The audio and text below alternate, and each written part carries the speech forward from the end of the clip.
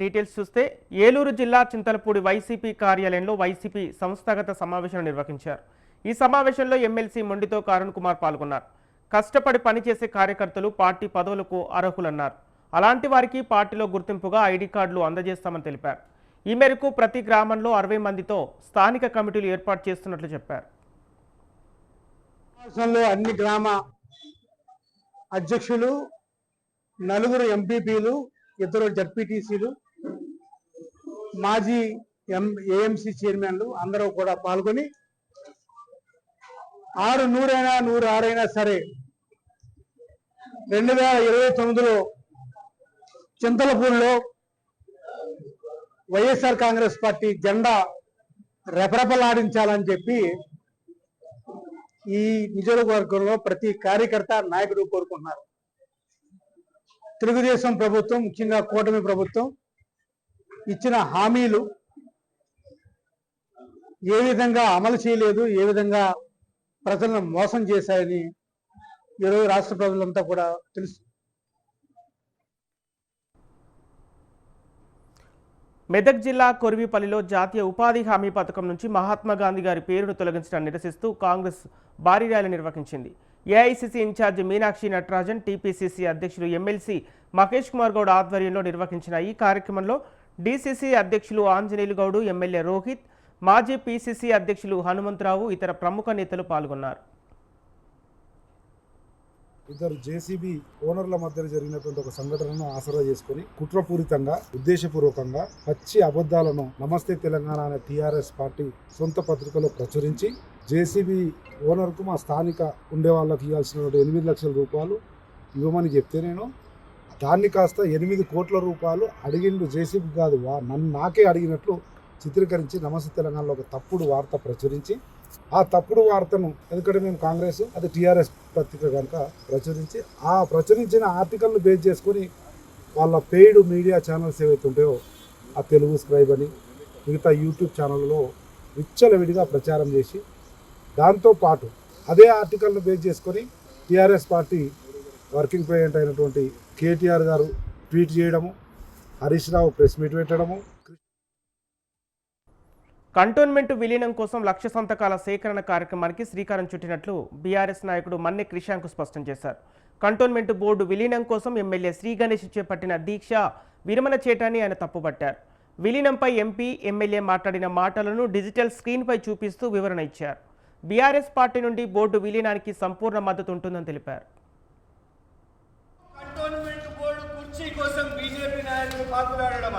2015లో చివరిగా cantonment board ఎన్నికలు జరిగినాయి. ఆ తర్వాత నుంచి ఇప్పటి వరకు కూడా కేంద్రంలో ఉన్న బీజేపీ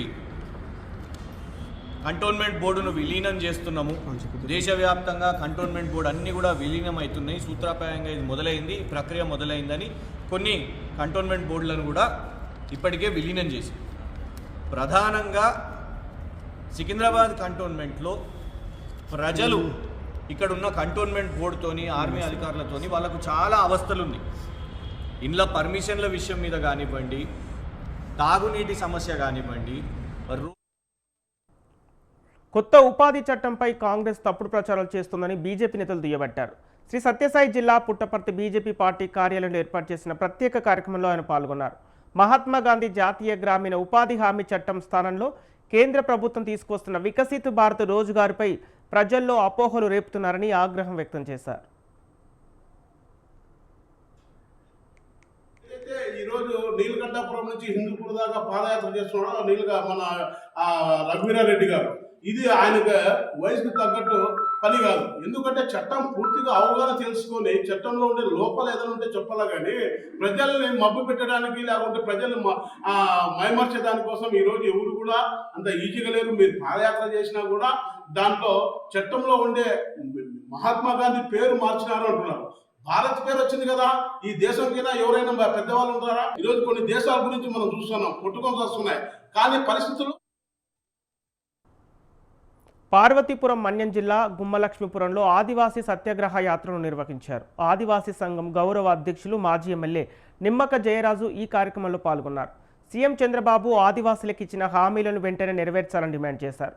మెగా డిఎస్సి 2025లో రాజ్యాంగానికి విరుద్ధంగా ఏజెన్సీలకు వచ్చిన నాన్ ట్రైబల్స్ టీచర్స్ను వెనక్కి పంపించాలన్నారు. ఉద్యోగ నియామకాల చట్టం చేయాలి. చంద్రబాబు ఈ సత్యాగ్రహ ప్రధాన ఉద్దేశం ఆంధ్రప్రదేశ్లో గౌరవ ముఖ్యమంత్రి నారా చంద్రబాబు నాయుడు గారు గిరిజనుల కోసం ఒక హామీ ఇవ్వడం జరిగింది. ఆ హామీని నెరవేర్చమని ప్రధానంగా ఈ సత్యాగ్రహ యాత్ర ఆదివాసీ జేఏసీ చాలా ప్రెస్టీజియస్గా ఈరోజు ప్రారంభించి రాష్ట్రం మొత్తం మీద యాత్ర కొనసాగిస్తూ ఉన్నాం. అందులో భాగంగానే ఇక్కడికి రావడం జరిగింది. ప్రధానమైన అంశం ఏంటంటే జీవో నెంబర్ 3 ఆదివాసీలకు ముఖ్యంగా మా బ్రతుకులు బాగుపడడానికి, ఎడ్యుకేషన్ పరంగా కూడా డెవలప్మెంట్ అవడానికి, ఉద్యోగ అవకాశాలు ఉపాధి అవకాశాలు కల్పించడానికి ప్రధానమైనటువంటిది జీవో నెంబర్ 3. దానిని సుప్రీం మార్కాపురం జిల్లా తుర్లపాడు ఎస్బీఐ బ్యాంకు ఉద్యోగులు సమ్మెబాట పట్టారు. United forum of banking unions ఆధ్వర్యంలో నిర్వహించిన ఈ కార్యక్రమంలో ఏఐటీయూసీ అధ్యక్షుడు రావులపల్లి రవీంద్రనాథ్ పాల్గొని సంఘీభావం తెలిపారు. వారానికి 5 రోజులు పని దినాలుగా 2 సంవత్సరాల క్రితం ప్రభుత్వం ఇచ్చిన హామీ ఇప్పటికైనా నెరవేర్చాలని డిమాండ్ చేస్తున్నారు.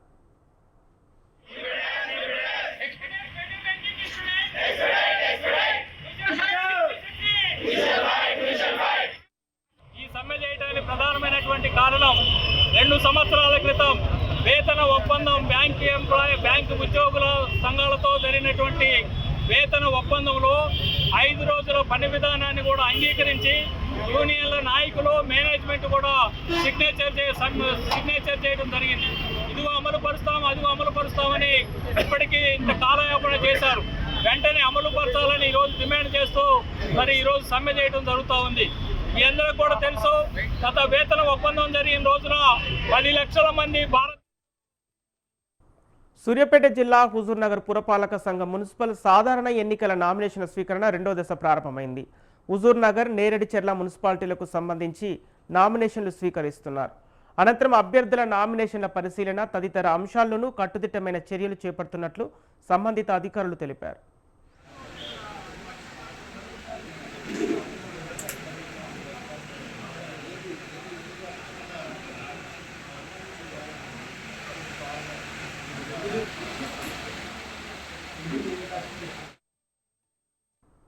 రంగారెడ్డి జిల్లా ఇబ్రహీంపట్నం మున్సిపాలిటీ ఎన్నికల నామినేషన్ పురస్కరించుకొని జిల్లా collector Narayana Reddy election observer my walk Mittal ఎన్నికల నామినేషన్ కేంద్రాలను పరిశీలించారు.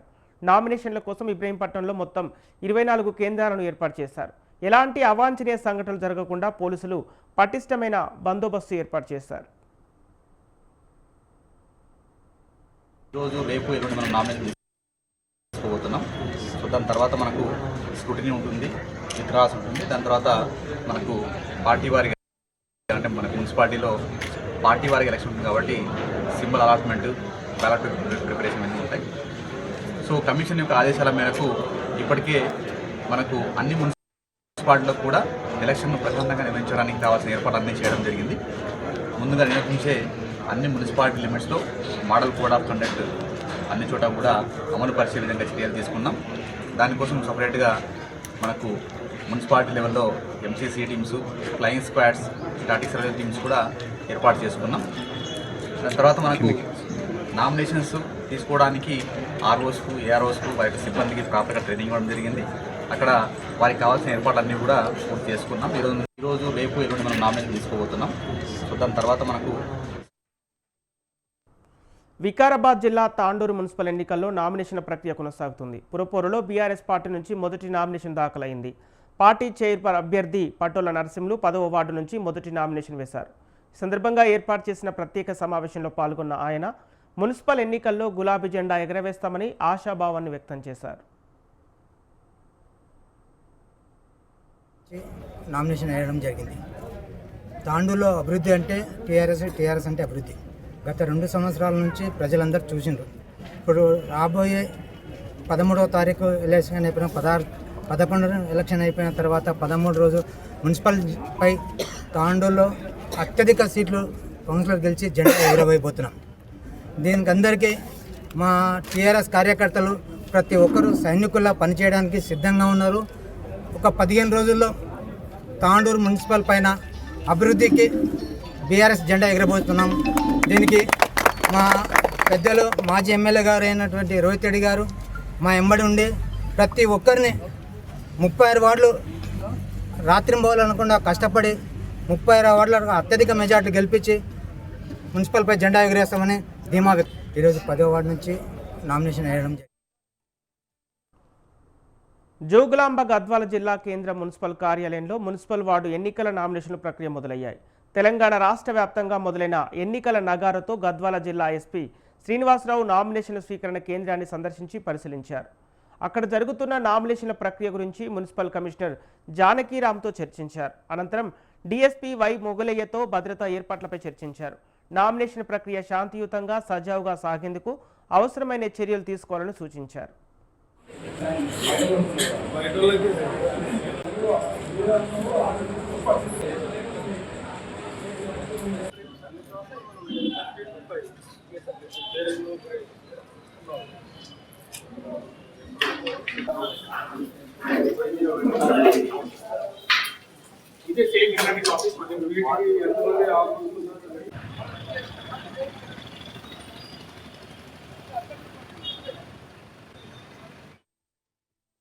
స్టేట్ ఎలక్షన్ కమిషన్ మున్సిపల్ ఎన్నికలకు సంబంధించి నోటిఫికేషన్ ఇచ్చిన తర్వాత ఈ రోజు నుంచి నామినేషన్ స్టార్ట్ అయింది. దీనిలో భాగంగా గద్వాల మున్సిపాలిటీకి సంబంధించినటువంటి 37 వార్డులకు కానీ ఇక్కడ నామినేషన్స్ సెంటర్ని ఓపెన్ చేయడం జరిగింది. దీనికి సంబంధించి పోలీస్ డిపార్ట్మెంట్ తరఫున పటిష్టమైన భద్రత ఏర్పాట్లు చేయడం జరిగింది. ఎక్కడా కూడా ఎలాంటి ఇబ్బంది లేకుండా నామినేషన్ వేయడానికి వచ్చినటువంటి వాళ్ళకి ఎలాంటి అవాంతరాలు కలగకుండా అన్ని రకాలైనటువంటి చర్యలు తీసుకోవడం జరిగింది. దీని గురించి మున్సిపల్ కమిషనర్ గారితో కూడా చర్చించుకుంది. నిన్న స్టేట్ ఎలక్షన్ కమిషన్ మున్సిపల్ ఎన్నికలకు సంబంధించి నోటిఫికేషన్ ఇచ్చిన తర్వాత ఈ రోజు నుంచి నామినేషన్. మేడారం జాతర సమయంలో మున్సిపల్ ఎన్నికలు నిర్వహించడం సరైన విధానం కాదన్నారు మాజీ మేయర్ సర్దార్ రవీందర్. మేడారం సమ్మక్క సారలమ్మ జాతర సమయంలో మున్సిపల్ ఎన్నికలు నిర్వహించడాన్ని ఆయన తీవ్రంగా వ్యతిరేకించారు. జాతర నడుస్తున్నప్పుడే ఎన్నికలు నిర్వహించాలనే ఆలోచన ఎవరిదో chief election commission chief secretary ప్రజలకు సమాధానం చెప్పాలని డిమాండ్ చేశారు. కేంద్ర రాష్ట్ర ప్రభుత్వాలు కలిసి ఇలాంటి నాటకాలు ఆడుతున్నాయని ఆయన విమర్శించారు.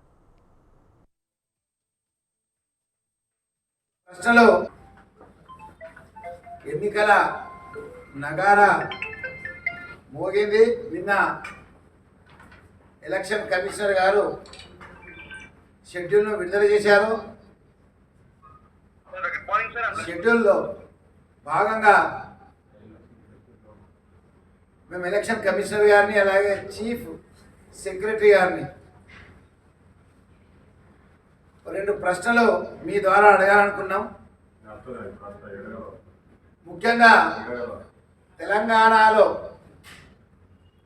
చాలా గొప్పగా ఘనంగా జరుపుకునే పండుగనే సమ్మక్క సారక్క పండుగ జాతర. ప్రపంచంలోనే అంటే ఏషియా నిర్మల్ జిల్లా మున్సిపాలిటీలో 42 వార్డులకు గాను నామినేషన్ల ప్రక్రియ కొనసాగుతోంది. ఈ మేరకు మున్సిపల్ కార్యాలయంలో 2 నామినేషన్ కేంద్రాలు, జెడ్పీ కార్యాలయంలో 1 నామినేషన్ కేంద్రం ఏర్పాటు చేశారు. ఇక నిర్మల్, ఖానాపూర్, బైన్సా మున్సిపాలిటీల సమస్యాత్మక ప్రాంతాల్లో పటిష్ట బందోబస్తు ఏర్పాటు చేసినట్లు ఎస్పీ జానకి షర్మిల తెలిపారు.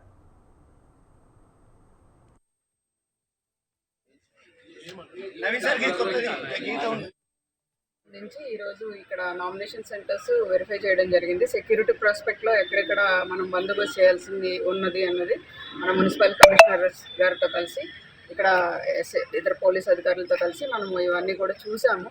చూసిన తర్వాత ఎక్కడెక్కడ గార్డ్స్ పెట్టాలి, ఎక్కడ సెక్యూరిటీ ఉండాలి, తర్వాత ఏ రకమైన సహాయం పోలీసుల నుంచి అవసరం అవుతుంది అనేది డిస్కస్ చేయడం జరిగింది. సో మనం కావాల్సినంత బందోబస్తు చేస్తున్నాము. ప్రశాంతంగా మున్సిపల్ ఎలక్షన్స్ జరగాలని కోరుకుంటున్నాము. కేంద్రాలు గుర్తించాము 3 మున్సిపాలిటీస్లో కూడా, నిర్మల్, ఖానాపూర్, బైన్సా. అక్కడ మరింత ఎక్కువగా మనం బందోబస్తు చేయడం జరుగుతుంది.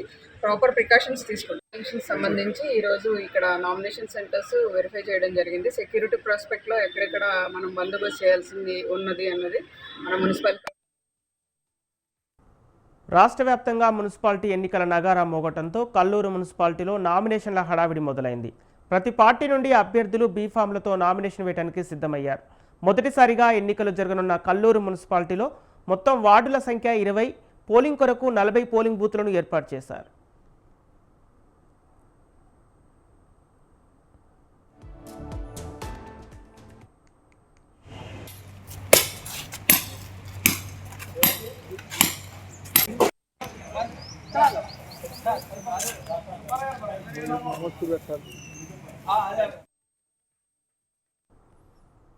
కడప జిల్లా పొద్దుటూరు అగస్తేశ్వర ఆలయ చైర్మన్ నారాయణ రెడ్డి ఆధ్వర్యంలో తిరుమల పాదయాత్ర ప్రారంభమైంది. సుమారుగా 650 మందితో పాదయాత్రను ఎమ్మెల్యే నంద్యాల వరదరాజు రెడ్డి జెండా ఊపి ప్రారంభించారు. 5వ తిరుమల పాదయాత్ర చేపట్టిన నారాయణ రెడ్డి పాదయాత్ర దిగ్విజయంగా కొనసాగాలని శ్రీ వెంకటేశ్వర స్వామివారిని కోరుకున్నట్లు తెలిపారు. 650 మంది తిరుపతి వెంకటేశ్వర దర్శనం కోసము ప్రొద్దుటూరు టీటీడీ కళ్యాణ మండపం దగ్గర నుంచి పాదయాత్రగా వీళ్ళందరూ 650 మంది బయలుదేరడం జరుగుతుంది. మధ్యాహ్నం కొంతమంది మైదుకురికిలో పోయేటప్పటికి ఇంకొక 100 మంది కూడా కలిసే అవకాశం ఉంది. దాదాపు 750 మందిని పాదయాత్రలో నడిపించుకుంటూ అందరికీ సకాలంలో భోజన వసతి, టిఫిన్ వసతి, వండుకునేదానికి వసతులు, బాగా నడిచిపోయి అలసిపోయిన వాళ్ళందరికీ ఉడుకు నీళ్ళతో స్నానం చేసే వసతి, ఇవన్నీ ఇప్పటి 5వ దఫాగా దీనిని నిర్విఘ్నంగా కొనసాగిస్తున్న ఉప్పలపాటి నారాయణ రెడ్డి గారికి ఈ ఆర్థిక ఖర్చులని భరించుకొని ఆయన దళితులపై జరుగుతున్న దాడులను వెంటనే అరికట్టాలని డిమాండ్ చేస్తూ డాక్టర్ బిఆర్ అంబేద్కర్ కోనసీమ జిల్లా కొత్తపేట మండలంలో దళిత సంఘాల నాయకులు భారీ ర్యాలీ నిర్వహించారు. ఈ ర్యాలీలో యువకులు, మహిళలు భారీ సంఖ్యలో హాజరయ్యారు. స్థానిక గంటి గ్రామంలో దళితులపై జరిగిన దాడి ఘటనను వారు తీవ్రంగా ఖండించారు. అనంతరం కొత్తపేట ఆర్డీఓకు వినతి పత్రం అందజేశారు.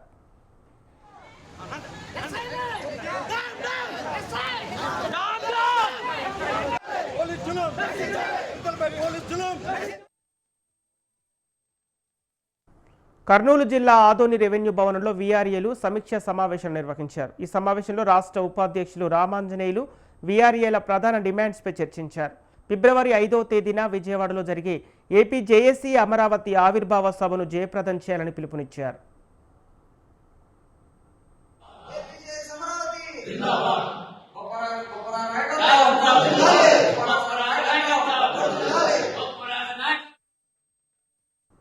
ఏలూరు జిల్లా 37వ జాతీయ రహదారి భద్రతా మాసోత్సవాల్లో భాగంగా ఏలూరులో రవాణా శాఖ అధికారులు వినూత్నంగా అవగాహన కార్యక్రమం నిర్వహించారు. జూట్ మిల్లు సెంటర్ వద్ద ఆదిత్య కాలేజీ విద్యార్థులతో కలిసి రహదారి భద్రతపై డ్యాన్స్ చేస్తూ ప్రజల దృష్టిని ఆకర్షించేలా సందేశాలు అందించారు. సెల్ ఫోన్ డ్రైవింగ్ చేయకూడదని, మైనర్లకు ద్విచక్ర వాహనాలు ఇవ్వకూడదని, ర్యాష్ డ్రైవింగ్ ప్రాణాలకు ప్రమాదమని స్పష్టంగా తెలియజేస్తూ ప్రజలకు అవగాహన కల్పించారు.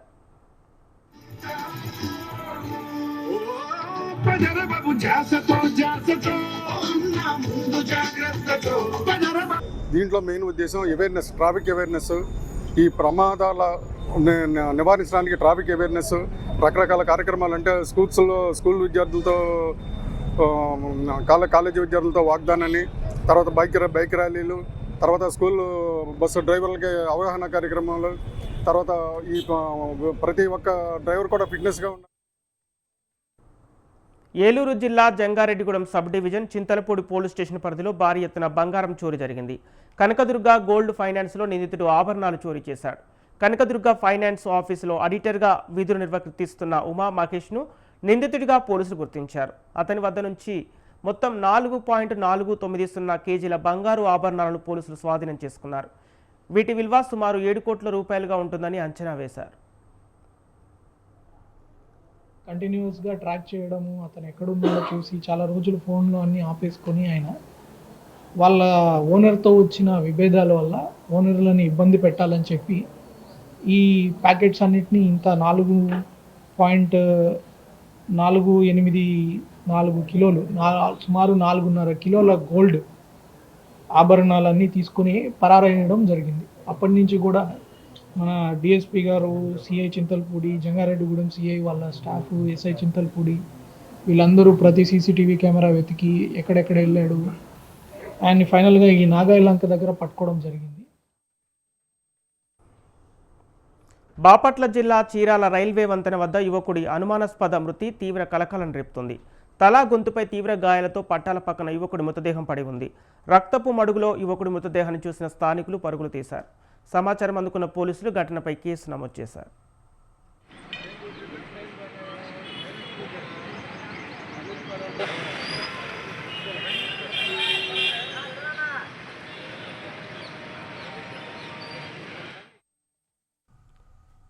సింహాచలం శ్రీ వారాహ లక్ష్మీ నరసింహస్వామి వారిని టీమిండియా క్రికెట్ దిగ్గజాలు దర్శించుకున్నారు.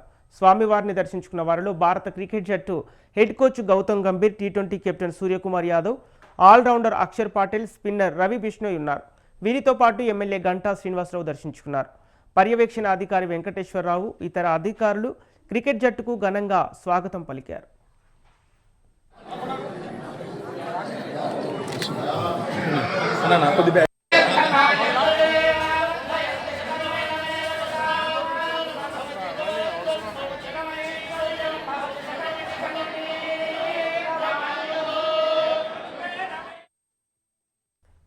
అంబేద్కర్ కోనసీమ జిల్లా సకినేటిపల్లి మండలం అంతర్వేది శ్రీ లక్ష్మీనరసింహస్వామి వారి కళ్యాణోత్సవాన్ని కన్నుల పండుగగా నిర్వహించారు.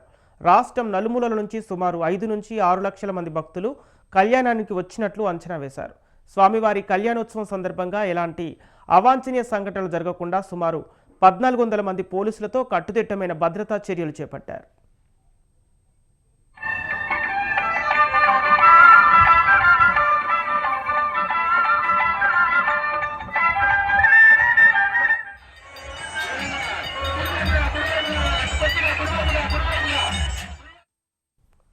పల్నాడు జిల్లా చిలుకలూరిపేటలో నిర్వహించనున్న కొండవీడు ఉత్సవాలపై కలెక్టర్ కృతికా శుక్లా, ఫారెస్టు అధికారులతో ఎమ్మెల్యే పుల్లారావు సమీక్ష నిర్వహించారు. ఫిబ్రవరి 7, 8 తారీఖుల్లో జరగనున్న కొండవీడు ఉత్సవాలను అధికారులు చిత్తశుద్ధితో పనిచేసి విజయవంతం చేయాలని సూచించారు. జిల్లాలోనే ఉత్తమ పర్యాటక కేంద్రంగా వేడుకలు వైభవంగా నిర్వహించాలన్నారు. చంద్రబాబు గారి నాయకత్వంలో కూటమి ప్రభుత్వంలో ఇక్కడ నుంచి కంటిన్యూగా కొండవీటి ఉత్సవాలు ఈ ఫిబ్రవరి 7, 8 మొదటి రోజు టూరిస్టు ఏదైతే ఉన్నారో మనకి కందుల దుర్గేష్ గారు సినిమాటోగ్రఫీ టూరిజం శాఖ మంత్రుల్ని ఇన్వైట్ చేస్తాం. రోజు ఒక 2 మినిస్టర్లు వచ్చేటువంటి విధంగా ఈ యొక్క కొండవీటి ఉత్సవాల యొక్క ప్రాధాన్యతని ప్రాభవాన్ని పెంచేటువంటి దానికి TRDAలో కొండవీడు పోర్ట్ ఉండటం, పోర్టుకు ఒక చరిత్ర ఉండటం, రెడ్డి రాజులు రూల్ చేసిన, శ్రీకృష్ణదేవరాయలకు ఇక్కడి నుంచి రూల్ చేసిన శ్రీకృష్ణదేవరాయలు గారి యొక్క కొండవీడుకున్న అనుబంధం గురించి కూడా ఒక డ్రాఫ్ట్ తయారు చేస్తున్నారు. ఆ చరిత్ర కూడా ఒకసారి ప్రజెంట్ ఉన్నటువంటి అందరికి కూడా ఒక అవగాహన తీసుకురావాలి. టూరిస్టులు ఉండాలి అంటే నైట్ కూడా ఉండేటువంటి దానికి టెంట్ హౌస్ 20 వేసి కంటిన్యూ సమ్మర్ అంతా టూరిస్టులకి సౌకర్యవంతంగా అన్ని ఫెసిలిటీస్ తోటి ఏర్పాటు చేయటం. దానికి తోడు రాజన్న సిరిసిల్ల జిల్లాలో మున్సిపల్ ఎన్నికల నామినేషన్ ప్రక్రియకు సర్వం సిద్ధమైంది. నామినేషన్ల స్వీకరణకు ఎన్నికల అధికారులు అన్ని ఏర్పాట్లు పూర్తి చేశారు. జిల్లాలోని మొత్తం 39 వార్డులకు సంబంధించి అభ్యర్థుల నామినేషన్లు స్వీకరించేందుకు 13 ప్రత్యేక స్టాల్స్ ఏర్పాటు చేశారు. అభ్యర్థులు భారీగా నామినేషన్లు దాఖలు చేసే అవకాశం ఉండటంతో నామినేషన్ కేంద్రాల వద్ద సందడి నెలకొంది. నామినేషన్ దాఖలు చేసే అభ్యర్థులు, వారి ప్రతినిధులకు ఎలాంటి అసౌకర్యం కలగకుండా ప్రతి స్టాల్ వద్ద సిబ్బందిని నియమించారు. నామినేషన్ కేంద్రం పరిసరాల్లో శాంతి భద్రతలు దెబ్బతినకుండా పోలీసులు భారీ బందోబస్తు ఏర్పాటు చేశారు.